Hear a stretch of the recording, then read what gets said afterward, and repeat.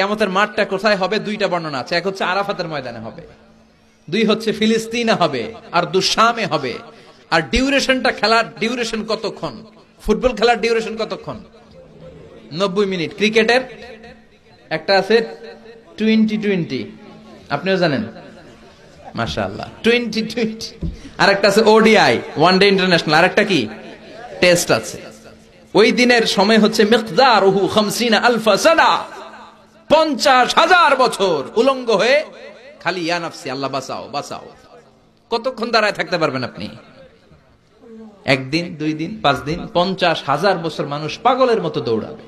সবাই যে সাইয়েদনা আদমকে বলবে, ইয়া আবাল বাশার, ও আদি পিতা, ও সব নবীর পিতা, ও পৃথিবীর প্রথম মানব যাকে আল্লাহ নিজ হাতে তৈরি করেছে, আদম, আপনি আমাদের জন্য সুপারিশ করেন। আমরা জান্নাতে যাই আর জাহান্নামে যাই কোনো ব্যাপার না, আগে এই ঝামেলাটা মুক্ত করেন। 50,000 বছর আর পারি না। এসপার ওসপার একটা হোক, আল্লাহর একটু কোন বিচার যেন শুরু করে। সাইয়েদনা আদম বলবেন, সরি, আমি পারবো না, এটা আমার কাম না। আজকে আমার সাথে আল্লাহ কি আচরণ করবে ওইটাই আমি জানি না। সুবহানাল্লাহ কইবেন না? সবাই সাইয়েদনা নূহ আলাইহিস সালামকে ধরবেন। নূহ আলাইহিস সালাম বলবেন, আমিও পারবো না। মুসা আলাইহিস সালাম বলবেন, পারবো না। ইব্রাহিম আলাইহিস সালাম বলবেন, পারবো না। সাইয়েদনা ঈসা আলাইহিস সালাম বলবেন, পারবো না। তবে ঈসা নবী বলবেন, এত জায়গায় দৌড়ে লাভ নাই, জায়গা মতো যাও। কি মতো? আরো জোরে, জায়গা মতো যাও। সবাই বলবে, কোন জায়গায়? সাইয়েদনা ঈসা আলাইহিস সালাম বলবেন, আজকের এই কঠিন দিনে কেউ আল্লাহর সাথে দাঁড়িয়ে টু শব্দ করার মতো ক্ষমতা রাখে না, একজন ছাড়া। ওনার নাম মুহাম্মাদুর রাসূলুল্লাহ সাল্লাল্লাহু আলাইহি ওয়াসাল্লাম। বিশ্বনবী তখন মাকামে মাহমুদের সেজদায় পড়ে থাকবে। সব মানুষের জিকির ইয়া নাফসি। সবাই বলেন, সবার জিকির কি? নবীরাও বলবে ইয়া নাফসি। নবীরাও উম্মতরে চিনে না, উম্মত নবীরে চিনে না। সবার জিকির কি? সবাই কোন? সবার মুখে একটাই জিকির, ইয়া নাফসি। বিশ্বনবী 50,000 বছর মাকামে মাহমুদের সিজদায় পড়ে ওই জিকির করবেন না যেটা সবার জিকির। উনি ওনার জিকির করবেন। ওনার জিকির হলো ইয়া উম্মতি, ইয়া উম্মতি রব্বি হাবলি উম্মতি। হে আল্লাহ, আমার উম্মতকে বাঁচান, আমার গুনাহগার উম্মতকে আপনি মাফ করে দেন। সবার জিকির ইয়া নাফসি, ইয়া নাফসি। বাঁচার জন্য মানুষগুলো পেরেশান হয়ে দৌড়াবে। নবীরও জিকির ইয়া নাফসি, উম্মতেরও জিকির ইয়া নাফসি। কিন্তু বিশ্বনবী 50,000 বছর সেজদায় পড়ে আমাদের জন্য দোয়া করবেন, রব্বি হাবলি উম্মতি। ও আল্লাহ, আমার গুনাহগার উম্মতকে বাঁচান, আমার জন্য দোয়া করবেন, আপনার জন্য, আমাদের জন্য।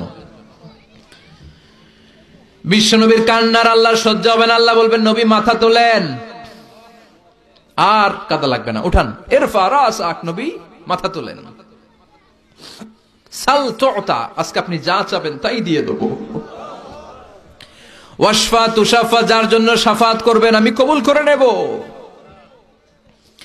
আল্লাহর কথা শুনে আস্থা পেয়ে বিশ্বনবী সিজদা থেকে মাথা তুলে দাঁড়াবেন আর বলবেন, আল্লাহ, দুনিয়ার বুকে সব নবীকে আপনি একটা করে স্পেশাল দোয়া দিয়েছেন।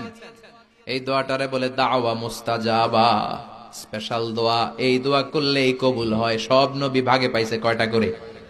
সবাই বলেন, সব নবীরা ওই একটা দোয়া দুনিয়াতেই করে ফেলেছে, স্পেশাল দোয়া।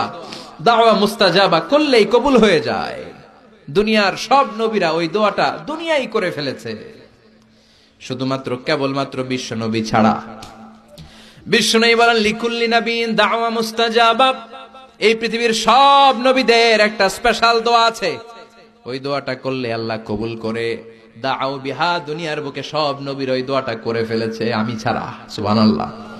ওয়া ইন্নী আখতাবিউ দাওয়াতি শাফাআতান লিউম্মতি ইয়াউমাল কিয়ামাহ।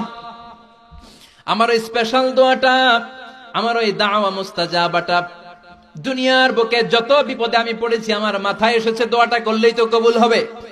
কিন্তু কিয়ামতের দিন আমার উম্মতেরা বিপদে পড়ে যাবে, এই কথাটা মাথায় রেখে আমার স্পেশাল দোয়াটা আমি দুনিয়ায় করি নাই। আমার গুনাহগার উম্মতের জন্য কিয়ামতের দিন ওই দোয়াটা রেখে দিয়েছি। ওই দোয়াটা আজও আছে, বিশ্বনবী আমাদের জন্য করবেন, আমাদের জন্য ওই দোয়াটা রেখে দিয়েছেন, আমার জন্য। আপনার জন্য, আমাদের সবার জন্য। আল্লাহু আকবার। বিশ্বনবী কাঁদতে কাঁদতে মাথা তুলবেন, বলবেন আল্লাহ, দুনিয়াতে সব নবীরা স্পেশাল দোয়া করেছে, আমি করি নাই, এবার আমি আমার স্পেশাল দোয়াটা করতে চাই, আপনি কবুল করবেন কিনা বলেন। আল্লাহ বলবেন, নবী কি আপনার দোয়া বলেন? বিশ্বনবী বলবেন, আমার একটা উম্মত যার অন্তরের মধ্যে যাররা পরিমাণ ঈমান আছে, একবার আপনারে আল্লাহ বলে ডেকেছে, একবার আমি বিশ্বনবীর উপর দুরূদ পড়েছে, একবার শাহাদাতের বাণী আমার যে গুনাহগার উম্মত দুনিয়ার বুকে থেকে ঘোষণা দিয়েছে, ওই একটা উম্মত যদি জান্নাতে ঢুকতে না পারে, আপনি আমারে জান্নাতে ঢুকাতে পারবেন না।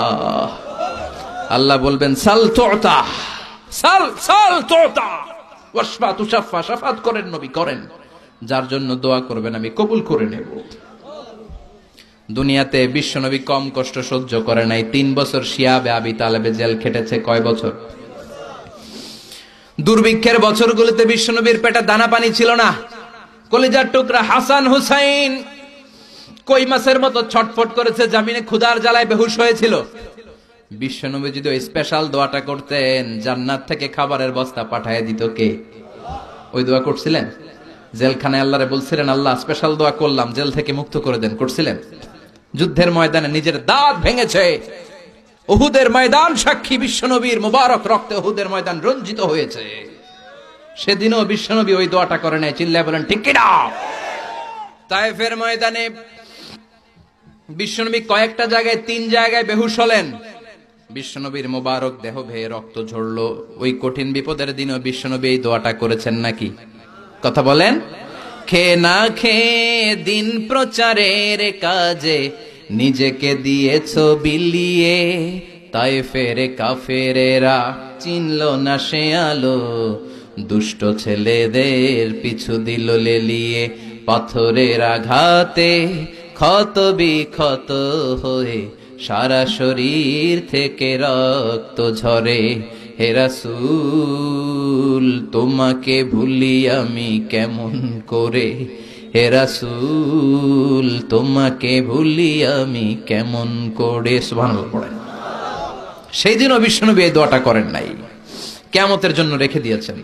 ওই কিয়ামতের কঠিন বর্ণনা বিশ্বনবী আয়েশারে দিলেন। ও আয়েশা, কার গায়ে জামা আছে, কার গায়ে জামা নাই, ওই দিকে তাকানোর সময় এটাও পাবে না রে আয়েশা। আল্লাহু আকবার। এরপর আল্লাহ বিশাল একটা নিক্তি পাল্লা আনবেন, যেটার নাম মিজান। যেটার নাম কি? আমার নামে নাম। কোরআনে মিজানের কথা আছে না নাই? আল্লাহ তাতগাউ ফিল, এই মিজানের বহুবচন হলো মাওয়াজিন। তাফসীর শিখে যান আজকে। মিজানের বহুবচন কি? সবাই কোন আর জোরে, মিজানের বহুবচন কি? আল্লাহ বললেন, ফাআম্মা মান সাকুলাত মাওয়াজিনুহু ফাহুয়া ফি ঈশাতির রাদিয়া। সেদিন যার নেকের পাল্লা ভারী হয়ে যাবে, সেদিন আল্লাহ বিচার বসাবেন, মিজান রাখবেন। মিজানের পাল্লায় সব কাজগুলো ওজন দেয়া হবে।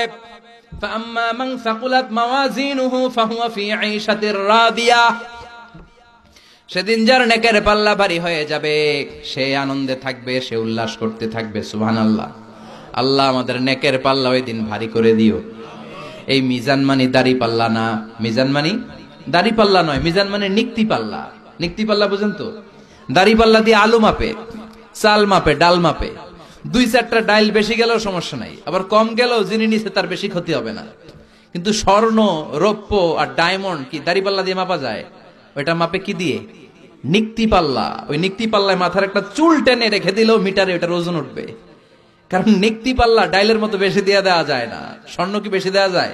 আবার বেশি রাখা যায়? এজন্য আল্লাহ বললেন, ফামাইয়া আমাল মিসকালা যাররাতিন খাইরান ইয়ারা। সূক্ষ্ম অ্যাটম পরিমাণ ভালো করলে দেখবা। ওমাইয়া আমাল মিসকালা যাররাতিন খাইরান ইয়ারা। একবার বললেন খাইরান ইয়ারা, আর একবার শাররান ইয়ারা। ভালোটা করলে যেমনি দেখবা, খারাপটাও দেখবা। যাররা মানে অ্যাটম। শীতকালে টিনের ঘর আছে কার কার? দেখি হাত তোলেন। আলহামদুলিল্লাহ, আপনারা সুখী মানুষ, হাত নামান। আপনাদের টিনের ঘর আছে।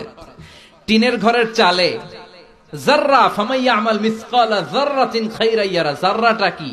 যাররার তাফসীর শুনেন। টিনের ঘরে মাঝে মাঝে টিনের চালে ছিদ্র থাকে না? কথা কয় না?